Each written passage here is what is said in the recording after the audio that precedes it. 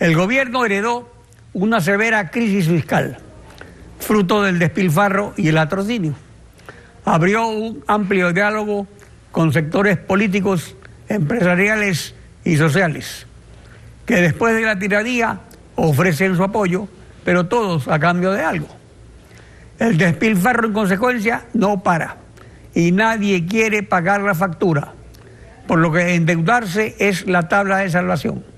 Pero esa deuda, la nueva y la vieja, hay que pagarla. El gobierno entonces propone una ley trole de urgencia económica de 400 artículos, muy controvertida. Richard Martínez, ministro de Economía, buen día, bienvenido a Contacto Directo. Muy buenos días, Alfredo, un saludo a la audiencia. El informe de minoría para el primer debate del asambleísta Kronfle del PSC y la Comisión del Régimen Económico y Tributario refleja esa realidad de controversia. Aquí lo que dijo Henry Kronfle.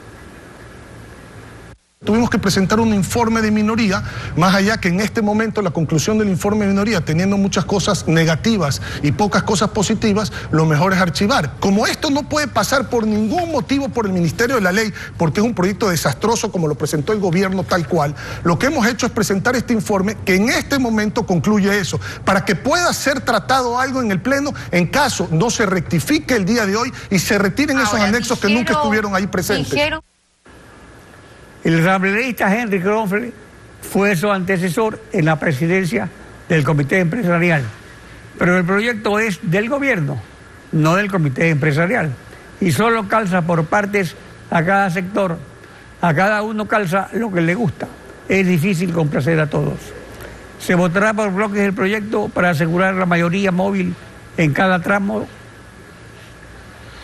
Muchas gracias, Alfredo. Mire, nosotros como Gobierno Nacional creemos que es momento de quitar varios mitos. Para eso he venido el día de hoy, porque se le trata de posicionar a la ciudadanía muchos mitos, y también que es un momento de llamado a la reflexión.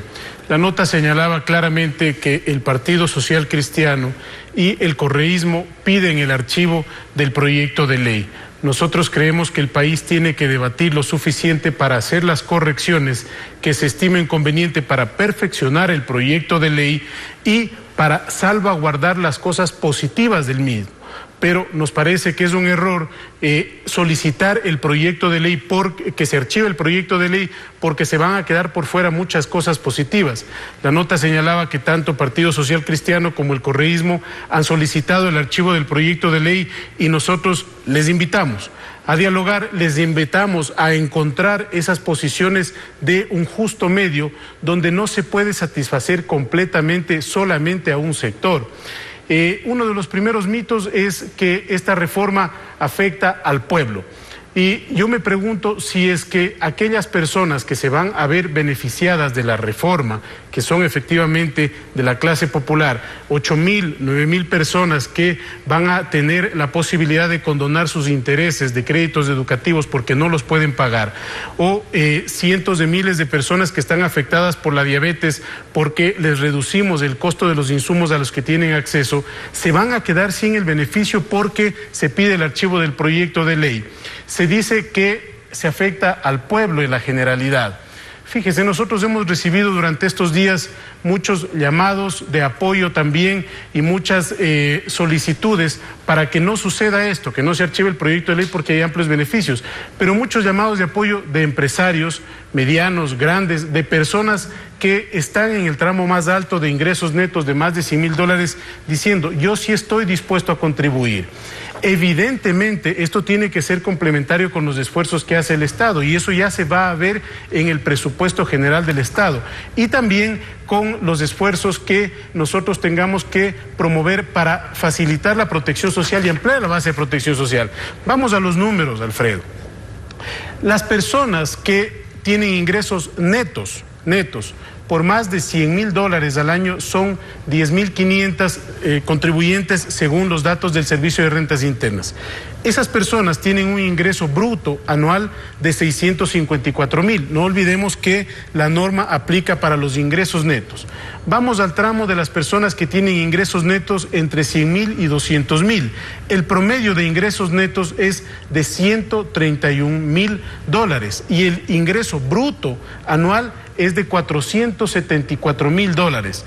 En síntesis, el efecto sobre el ingreso, es decir, aquello que ya no se pueden deducir de gastos personales y que va a estar grabado como impuesto a la renta, que en promedio son cerca de $3.500, tiene un efecto en el ingreso neto de 1,6% en promedio para ese rango y tiene un efecto de 0,5% en el ingreso bruto, que insisto, para el rango de las personas que tienen más de $100.000 de ingreso pero neto, de otra parte también el Estado de $400.000. Se escuda, digamos, en que los gastos son para educación, salud y seguridad, pero generalmente estos ahorros que tienen las personas en relación de dependencia que ganan un rango más alto de ingresos es para atender gastos de la familia de salud, seguridad y educación.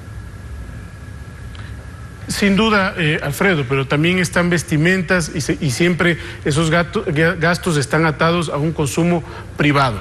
Estamos, en este caso, evitando un sacrificio adicional de recursos del Estado para que todos podamos contribuir. E insisto, esto tiene que venir acompañado de un esfuerzo del sector público, por supuesto, y ya se lo va a ver reflejado en el presupuesto general del Estado. El segundo precisamente mito, la propuesta presupuestaria que hoy entregará a la Asamblea, ¿reflejará la focalización del subsidio a los combustibles o simplemente su no eliminación? Va a reflejar, Alfredo, varias cosas positivas. Primero, una mayor optimización en los gastos corrientes. Segundo, un objetivo de focalización para el año 2020.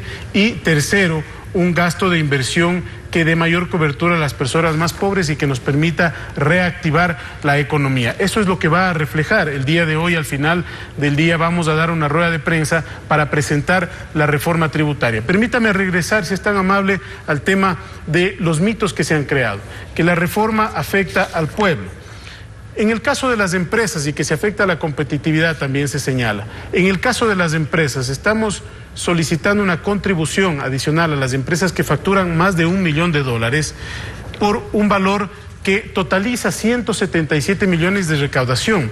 Esos 177 millones de dólares, si los comparamos con el total de ingresos de esas empresas, que son 133.000 millones de dólares de ingresos, 177 millones de dólares de recaudación frente a 133.000 millones de ingresos gravables. Estamos hablando del 0,13% del porcentaje entre esa recaudación y el ingreso.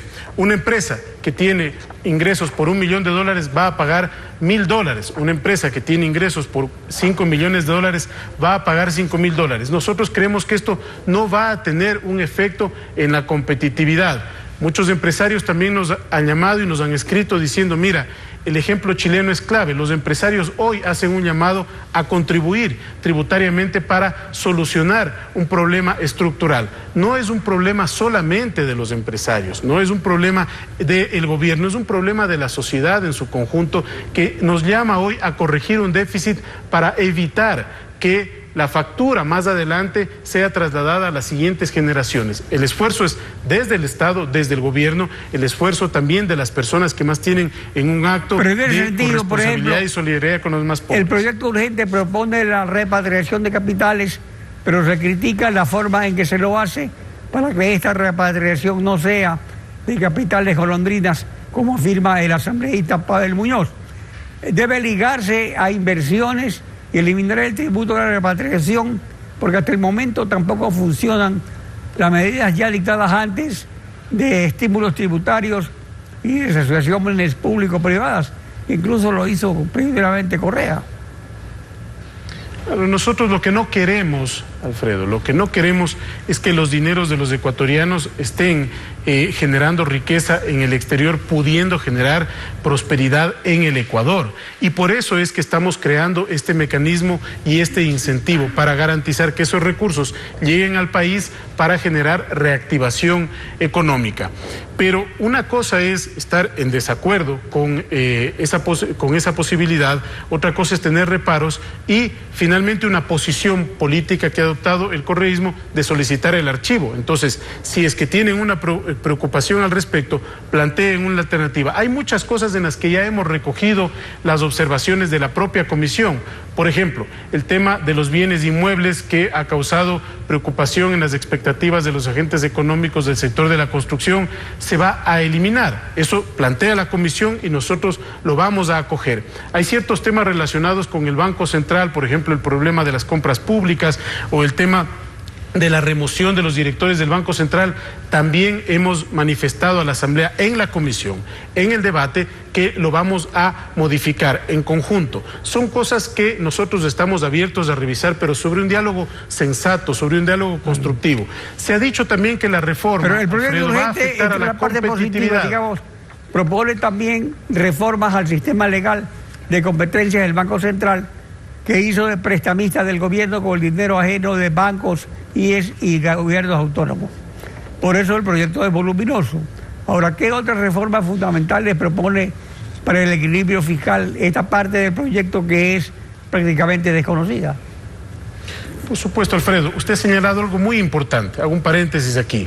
Una cosa es hacer lo correcto y otra cosa es lo que genere aplauso seguramente en cierta parte de la oposición política. Lo correcto, Alfredo, lo correcto es evitar que el balance del Banco Central se siga expandiendo para financiar el déficit fiscal. Eso es lo que sucedió hace muchos años. Lo correcto frente a lo fácil hubiese sido mantener ese esquema, mantener ese sistema y seguir debilitando las reservas internacionales del Ecuador para trasladarlas al financiamiento del déficit del Estado. El proyecto de ley propone lo contrario, cortar de raíz ese problema para garantizar que las finanzas sean sostenibles.